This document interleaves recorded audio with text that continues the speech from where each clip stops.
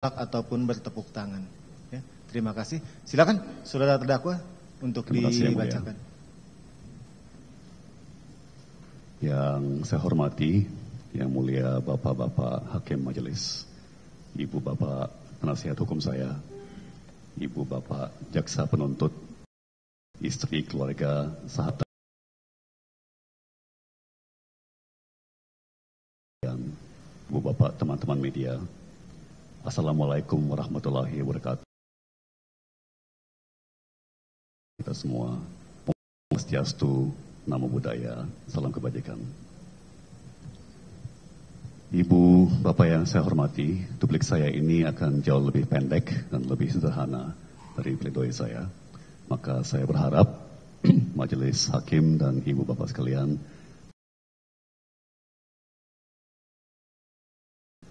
sesuai nurani saya pada kesempatan yang amat berharga ini.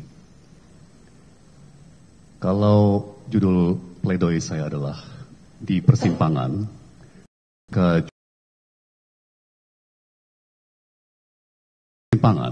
apakah kita akan belok kanan, tetap lurus,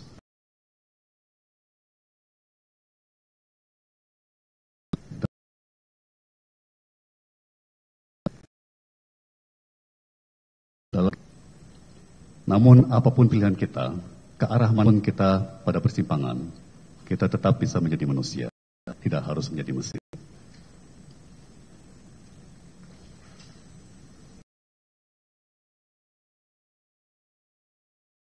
Kalau dalam pledoi, saya fokus pada fakta, angka, dan realita. Dalam topik ini, saya ingin fokus lebih pada landasan moral yang menjadi fondasi di bawah landasan hukum.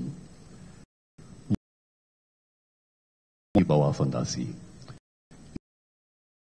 Berdiri di atas fondasi moral dan etika. Sebagaimana kita rasakan atau tidak rasakan, melalui suara nurani, melalui suara panggilan Tuhan Allah, kita hiraukan suara-suara berisik yang merdu dan halus, yang terdengar di hati dan telinga kita. Dalam perselisihan hukum dan yuridis, yang sejoknya menjadi dominan adalah logika, akal sehat, rasionalitas, berdasarkan data, fakta, dan angka. Tapi dalam sebuah penilaian, seperti dalam sebuah putusan, nilai-nilai dan norma-norma moral dan etika akan memainkan peran penting untuk menyeimbangkan rasionalitas otak dengan isi hati nurani kita dan dengan panggilan jiwa dan agama kita. Ibu Bapak yang saya hormati, kita telah mencapai puncak persidangan yang sudah berjalan hampir 4 bulan. Persidangan yang sering sampai malam, yang sering sengit, pertarungan antara penuntut, penasihat hukum,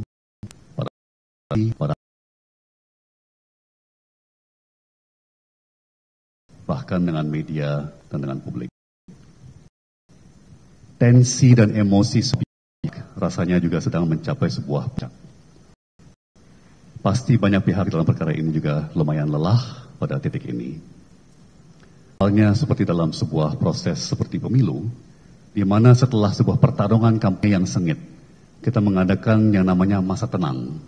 Saya juga mau mengajak semua pihak untuk sekarang menjaga objektivitas dan kejernihan pikiran, sehingga kita bisa fokus pada fakta, realita, dan logika.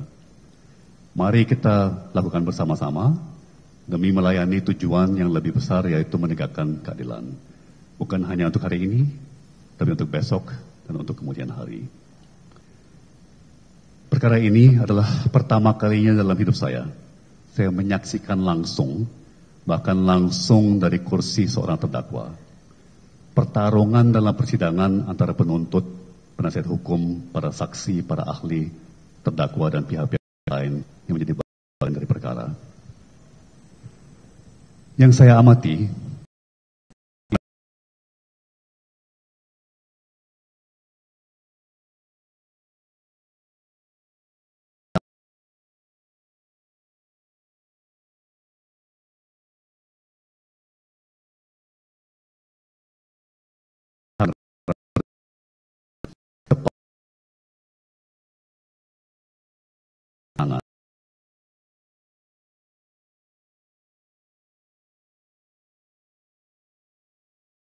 bahwa semua pihak bersekeras-kerasnya itu adalah hal yang wajar dan perlu.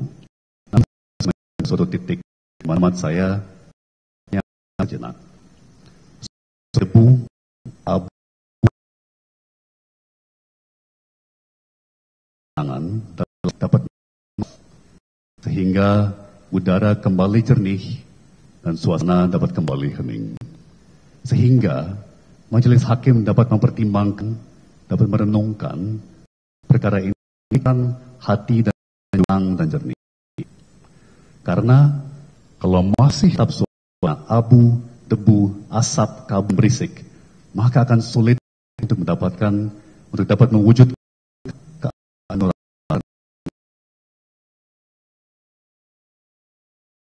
Sekali lagi, saya mengajak semua pihak dalam masa yang kita hanya mendapatkan fakta, realita, dan logika objektif. Saya hanya ingin menggunakan sedikit saja dari waktu saudara ini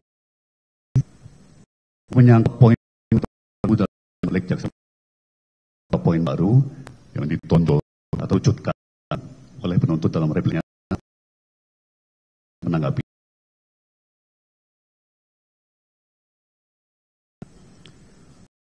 Saya merasa untuk pertama mendengar penuntut menggunakan istilah aturan tidak memberikan ruang dalam hal ini untuk impor gula mentah, bukan impor gula putih.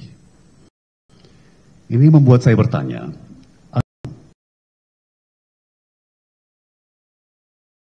kecuali yang dilarang atau semua dilarang kecuali yang diperbolehkan? Bapak Mahfud MD saat menjabat sebagai Menko Polhukam dalam rapat dengar pendapat dengan DPR RI beberapa tahun lalu pernah menjelaskan tidak ada aturan yang membolehkan saya untuk ke WC sekarang, tapi juga tidak ada aturan yang melarang. Berarti boleh. Kalau tidak diatur berarti boleh. Tidak ada aturan, ketentuan atau perundang-undangan yang secara eksplisit memperbolehkan warga untuk tarik napas. Tapi juga tidak ada aturan, ketentuan atau perundang-undangan yang melarang warga untuk tarik napas. Jadi, apakah kita perlu mengundangkan sebuah pasal mengenai pernapasan warga ke dalam undang-undang, peraturan dan ketentuan mengenai kesehatan supaya ada payung hukumnya, supaya tidak, tanda kutip, menciptakan masalah hukum di kemudian hari kalau menggunakan istilah jaksa dalam repliknya, supaya tidak ada warga yang ditangkap dan ditersangkakan karena tarik napas tanpa aturan yang membolehkan atau aturan yang, tanda kutip, memberi ruang dalam istilahnya jaksa. Jadi apakah tidak adanya aturan yang secara eksplisit membolehkan impor gula mentah berarti bahwa kita melanggar hukum dengan mengimpor gula mentah? Putusan atas hal ini akan membawa konsekuensi luas bagi kepastian hukum bagi pelaku usaha dan investor di Indonesia, dan bahkan bagi hidup dan suasana budaya masyarakat kita pada umumnya, apakah menikmati kebebasan atau senantiasa dihantui oleh potensi kriminalisasi aparat. Kedua, dalam repliknya jaksa tetap mendistorsi fakta, kronologi, dan realita. Kesaksian Ibu Menteri BUMN dalam BAP atau berita acara pemeriksaan yang dibacakan di persidangan tanpa kehadiran saksi itu sendiri, bahwa hanya ada dua cara untuk menjalankan stabilisasi harga dan stok gula, yaitu BUMN impor langsung gula putih atau BUMN bekerja dengan sesama BUMN produsen gula untuk impor gula mentah untuk diolah menjadi gula putih. Rasanya sudah terbantahkan dengan video setelah rakortas tingkat menteri di 2016 yang tadi juga sudah diterangkan oleh penasihat hukum saya. Bagian dari risalah rakortas tingkat menteri 12 Mei 2015 yang mengatakan saat ini gula impor membanjiri pasar domestik sehingga merembes ke pasar konsumen sudah terbantahkan dengan keterangan saksi Pak Rahmat Gobel yang sudah menyatakan dalam sidang setelah disumpah bahwa saat beliau menjabat, beliau tidak pernah menerbitkan izin impor pangan apapun termasuk gula. Itu pun juga sebuah ilustrasi yang sempurna kenapa Menteri Teknis harus dapat mengabaikan rakortas bila realita tidak mencerminkan diskusi dalam rakortas tersebut. Faktanya, stok gula turun terus dan harga gula nasional naik terus sepanjang tahun 2015. Sebuah kondisi yang tidak mungkin terjadi kalau stok gula nasional melimpah, sebagaimana sudah diterangkan berbagai ahli dalam persidangan ini. Apalagi saksi dari Kemenko Perekonomian sudah menyatakan dalam sidang bahwa risalah Rakortas Menko Perekonomian tanggal 12 Mei 2015 itu masih berupa draft yang belum resmi ditandatangani oleh Sesmenko yang menjabat saat itu. Sementara bagian risalah Rakortas bidang perekonomian tingkat menteri April 2016 soal wajib dilakukannya tanda kutip kajian dampak terhadap rencana importasi gula, kalau dibaca secara cermat dan akurat bahwa yang dimaksud dalam kajian dampak adalah terhadap 381.000 ton impor gula mentah yang diwacanakan untuk PTPN, bukan terhadap 1,3 juta ton sampai 1,4 juta ton impor gula yang sudah disepakati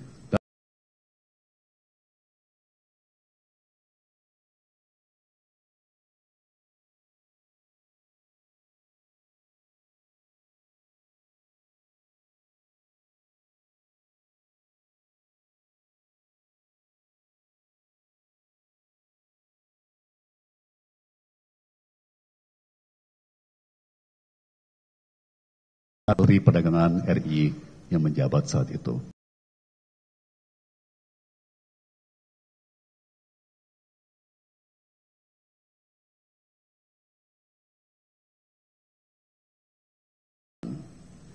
Masa pimpinan tidak memberikan arahan atau persetujuan atas permohonan dan laporan bawahannya, kecuali ada alasan kuat untuk menolak permohonan atau laporan bawahan tersebut.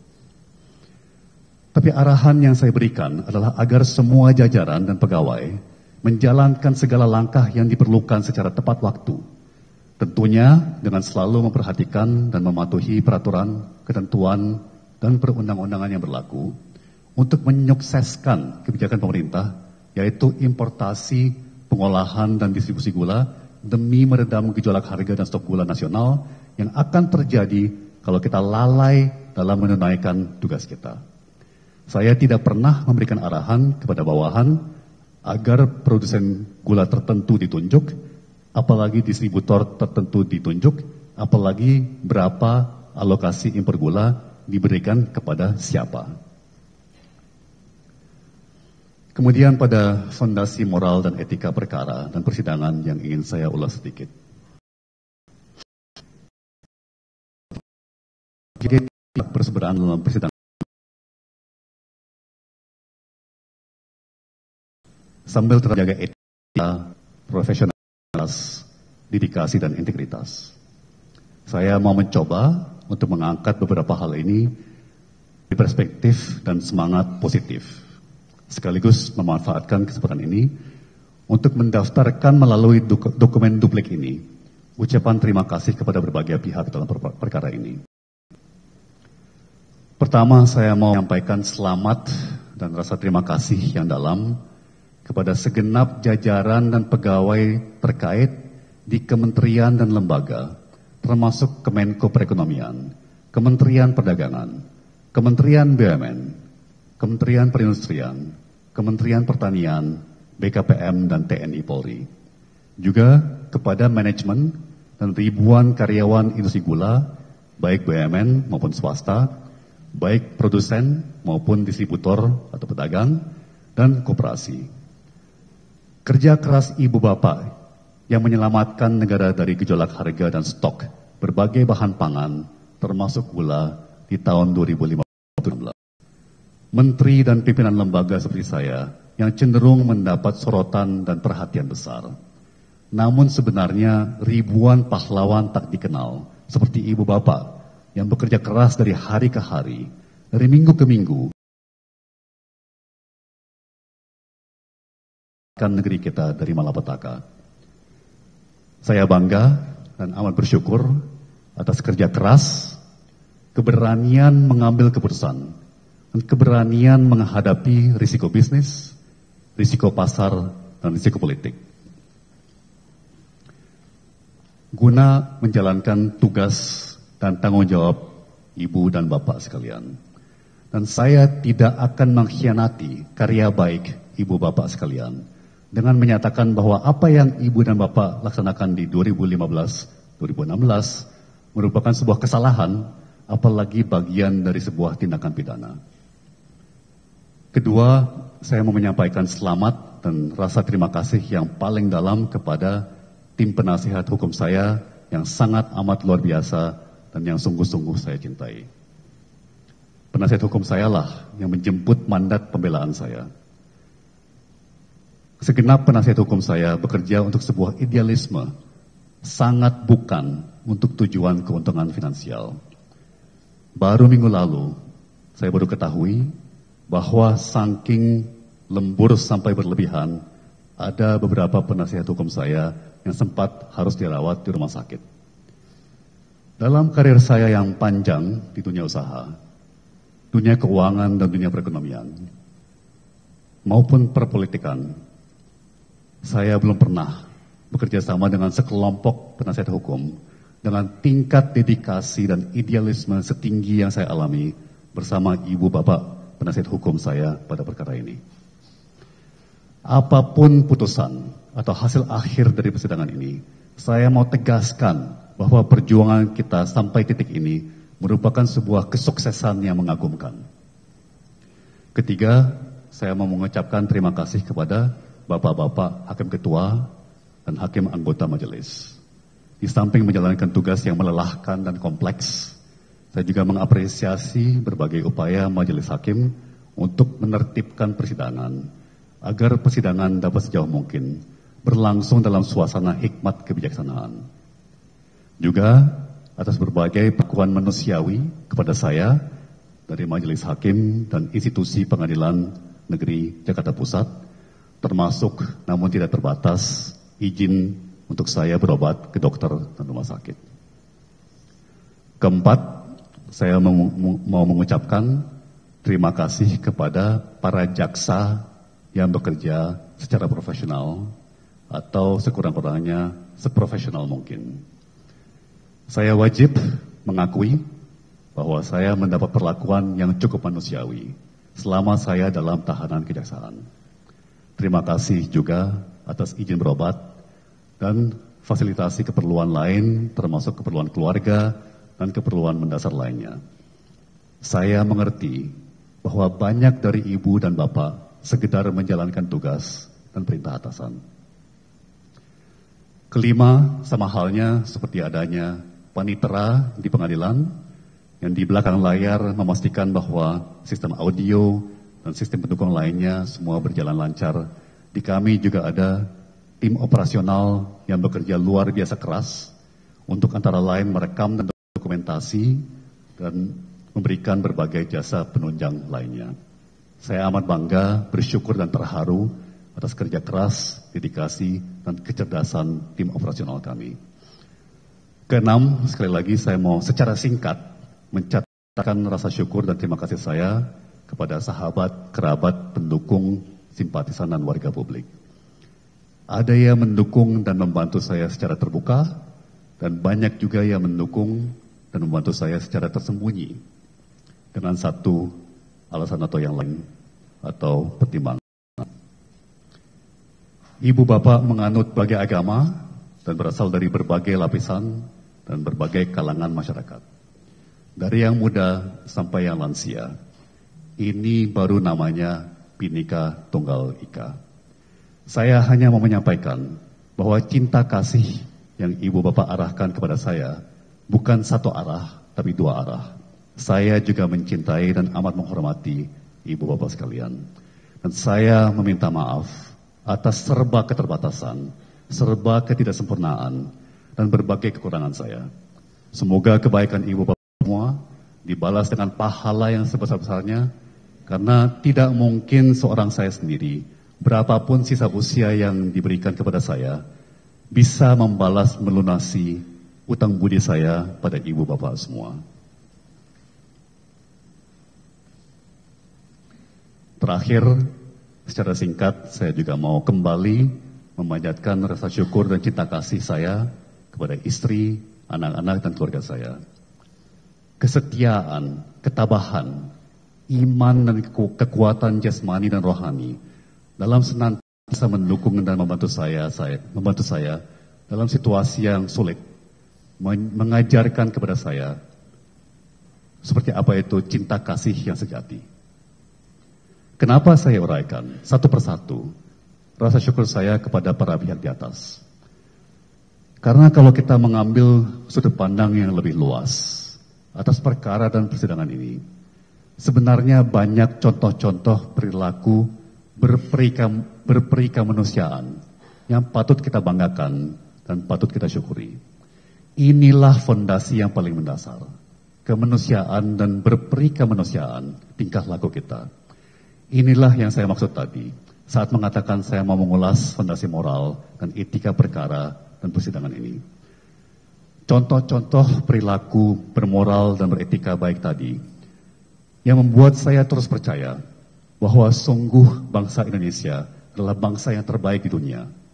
Dan berbagai kebaikan yang saya alami dalam pengalaman perkara ini, inilah yang membuat saya tetap dan terus mencintai Indonesia. Atas dasar ketuhanan, kita semua suatu saat akan diadili Yang Maha Kuasa. Apakah dalam hidup kita, kita pun juga berperilaku adil? Apakah kita sudah sejauh mungkin memperlakukan sesama manusia dan bahkan sesama makhluk ciptaan Tuhan Allah sebagaimana kita pun ingin diperlakukan? Ibu bapak yang saya hormati, dalam tahanan saya diajarkan oleh sesama tahanan yang beragama Islam sebuah kata yang bagi saya adalah kata yang baru, yaitu tawakal. Kita semua sudah memperjuangkan habis-habisan, sebaik mungkin, sehormat-hormatnya. Selebihnya adalah dalam tangan Tuhan Allah. Dengan demikian, saya tetap pada permohonan saya kepada Majelis Hakim, agar dapat membebaskan saya dari segala tuntutan jaksa penuntut umum. Seperti halnya semua hal dalam hidup saya ujungnya mempercayakan segalanya kepada Yang Maha Kuasa, sesuai agama saya, Tuhan Yesus. Kembali saya panjatkan doa saya bagi Bapak-Bapak Hakim Ketua dan Hakim Anggota Majelis, Ibu Bapak Penasihat Hukum saya yang hebat dan yang saya cintai, Ibu Bapak Jaksa yang saya hormati, Ibu Bapak sahabat, kerabat, pendukung, simpatisan, dan warga publik yang saya cintai, dan mereka-mereka yang sebenarnya mengajarkan saya apa itu cinta kasih yang sejati, yaitu terutama istri saya, Siska, dan anak-anak saya, Talia dan Max. Agar semua pihak dalam perkara ini senantiasa dalam lindungan Tuhan Yang Maha Esa dan senantiasa diberkahi nasib baik. Semoga atas perkenan Tuhan Allah Yang Maha Esa, kita dapat senantiasa melayani kebenaran, kebaikan, dan keadilan untuk kemuliaannya, bukan untuk kemuliaan diri kita sendiri. Dan semoga Tuhan Allah Yang Maha Esa senantiasa melindungi dan memberkahi negeri tercinta kita, Republik Indonesia. Wassalamualaikum warahmatullahi wabarakatuh. Salam sejahtera, Om Swastiastu, Namo Buddhaya, salam kebajikan. Terima kasih.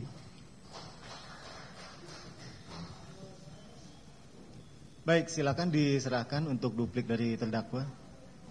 Mohon izin tanda tangani sebelum. Di depan bisa.